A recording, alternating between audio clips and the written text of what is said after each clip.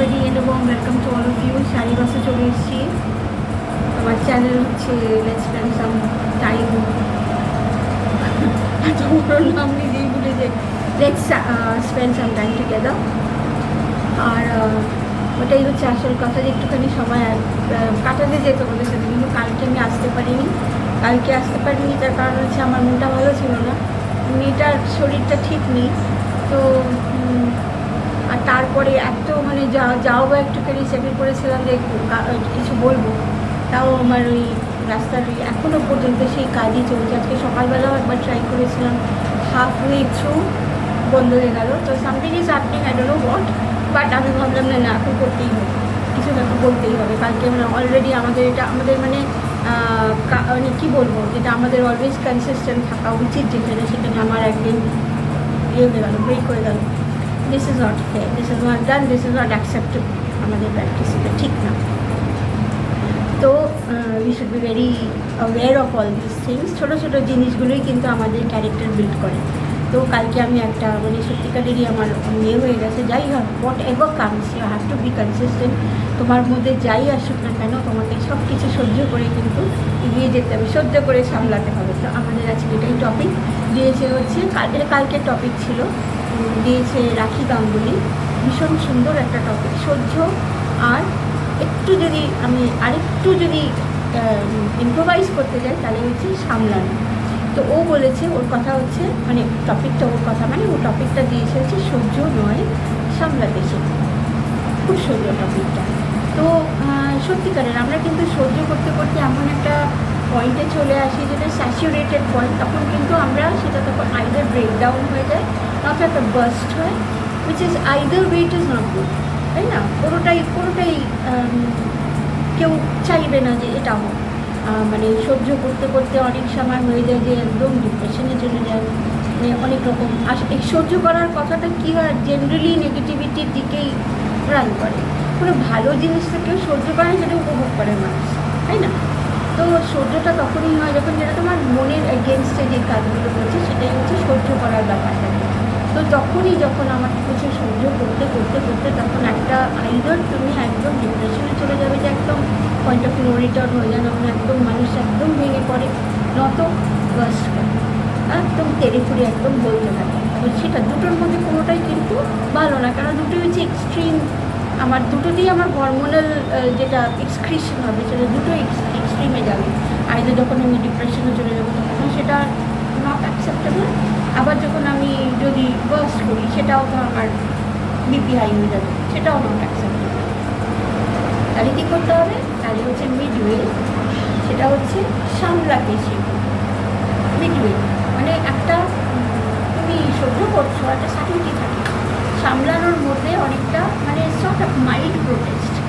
হ্যাঁ, খুব তেড়ে ফুড়ে না ইয়ে করে তুমি সুন্দরভাবে বলতে পারো কীভাবে সামলানো যায়, সেরকমভাবে একটা সলিউশন আনতে হবে। সামলানোর ব্যাপারটাতে হয় তখন কথার মধ্যে বসতে হবে, অ্যাকশন করতে হয়, তাহলে ওই ইনঅ্যাক্টিভলি থাকতে হবে না, তাহলে তোমার কিছু একটা অ্যাকশন নিতে হবে।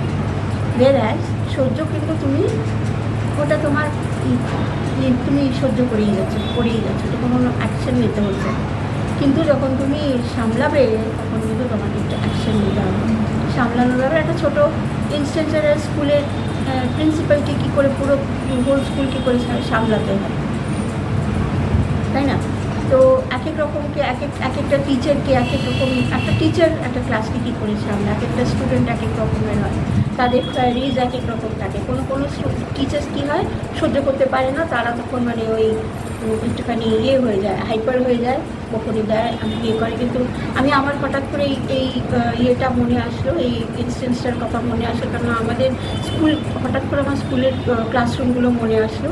একটা ছিল ভীষণ রাগী, অল্পতেই রেগে যেত টিচার, আর একজনের সে ছিলেন ম্যাথসের টিচার, মিস সলমন ছিলেন, সে অল্পতেই রেগে যেত, মানে রাগার মতনই অবস্থা, সবাই মানে এমন কাজ করতো রেগেই যাওয়ার মতন।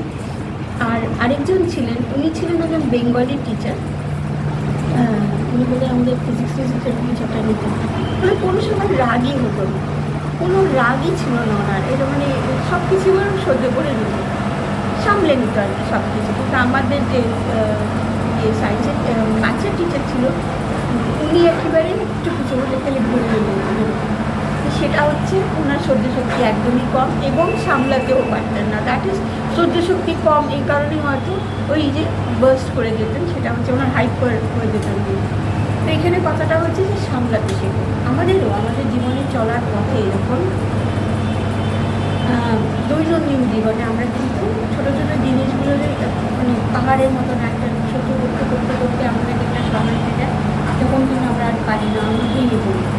সেই সমস্ত সময়গুলো আমাদেরকে সামলাতে ইউজ ইউর উইজডম, কী করে সমস্যার সমাধান করা যায়, কী করে হ্যান্ডেল করতে হবে, সুন্দরভাবে হ্যান্ডেল করতে শিখতে হবে। আর এগুলো কিন্তু মানে এক্সপিরিয়েন্সের থেকেই হয়, প্রথম হয় না। আর এখনকার দিনের তো বেশ আমি দেখছি যে সংসার খুব সুন্দর, মেয়েরা আইদার যদি সংসার করতে ইচ্ছা করে তখন কিন্তু খুব সুন্দরভাবে তাদের জিনিস সবকটা প্রবলেম হ্যান্ডেল করে, আর তা না হলে প্রবলেম দাঁড়ায়। তো সেটাই বলছে যে সহ্য করো, কিন্তু একটা সময় যখন দেখছো যে সহ্য করলে পরে you are being taken for granted, সেই রকম পরিস্থিতিতে আসতে দেবে না। নিজের সেলফ রেসপেক্টটা রাখো এবং সেই ডিগনিটিটা রাখো, যাতে করে তোমার ওপর দিয়ে কেউ যেন তোমাকে ওই সারাক্ষণ সহ্য করে যেতে না হয়।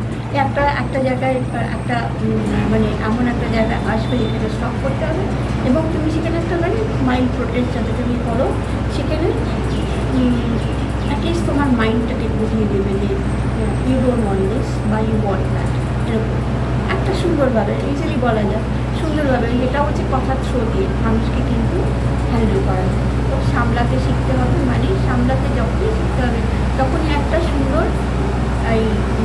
আমাদেরকে একটু অ্যাক্টিং করতে হবে। অ্যাক্টিং না করতে গেলে সুন্দরভাবে বললেও হবে, ভালো করে যদি বুঝিয়ে দাও তাহলেও হবে। এনিওয়ে সেটা হচ্ছে আমাদের কী করে আমরা হ্যান্ডেল করবো। তো ব্যাপারটা হচ্ছে যে আর সহ্য করতে হবে না, এটাকে যখন এমন কিছু নিয়ে সহ্য করেই নিতে হবে, তার চেয়ে বরং তুমি সেটাকে হ্যান্ডেল তাহলে অনেক ভালো হয়। এটা হলো একটা দেওয়ার টপিক, যেটা কালকে ছিল, আমি কালকে আমি দিতে পারিনি, সরি ফর দ্যাট। আর আজকেরটা টপিক, যেটা টপিক মুগ্ধতা একটা আবেগ, এটা আমারই দেওয়া টপিকটা। মুগ্ধতা বলতে গেলে না মানে এক ব্যাপারটা, মুগ্ধতা কথাটার মধ্যেই একটা সুন্দর একটা মানে ড্রিমি ভাব লুকিয়ে আছে। সব কিছু যেমন যেন মনে হয় একটা আংকি ডোরি ড্রিমি একটা ওয়ার্ল্ড, মানে এরকম একটা মনে হয়। তো সেটা মুগ্ধতা সবের মধ্যেই হতে পারে, এটা একটা আবেগ, কিন্তু একটা ইমোশন। তো এটার মধ্যে কী করতে হয়, সব কিছুই আমাদের মানে মুগ্ধ হতে পারি আমরা। কারণ ব্যবহারে মুগ্ধ হলাম, কারণ রান্নাতে খাওয়াতে মুগ্ধ হলাম, মানে রান্নাতে কীভাবে রান্না করবো, কারণ ড্রেসিং সেন্স দেখে মুগ্ধ, মানে সব কিছুতে আমরা একটা মুগ্ধ হতে পারি। সব কিছু গান শুনে মুগ্ধ হলাম, কোনো একটা জায়গায় গিয়ে দৃশ্য দেখে মুগ্ধ হয়ে গেলাম। তো এটা হচ্ছে আমাদের একটা আবেগ, কিন্তু আর এই আবেগটাকে কিন্তু একদম মুগ্ধতার মধ্যে কিন্তু আবিষ্ট হয়ে গিয়ে আমরা কিন্তু কোনো রকম মানে কোনো অন্যায়কে আমরা কিন্তু সাপোর্ট করতে পারি না। যেমন একটা কোনো মেয়ের চেহারাটা এত সুন্দর, তাকে দেখে আমি এতই মুগ্ধ হয়ে গেলাম যে তার কোনো অন্যায় আমি বিচার করছি, তাকে আমি সবসময় তার অন্যায়টাকে দেখিয়ে যাচ্ছি, এটা কিন্তু এরকম কিন্তু মুগ্ধ হয়ে যাওয়াটা ঠিক না। কেননা এটা একটা আবেগ, এই আবেগটাকে নিজেকে কন্ট্রোল করতে হবে। তো এই হচ্ছে ব্যাপার, আজকে এই অবধি থাক। আর কিছু বলবার এখন মানে নেই, তারা আবার একটা হচ্ছে চিন্তা করতে পারছি না, বাইরে ওখানে আওয়াজ আসছে কিছু,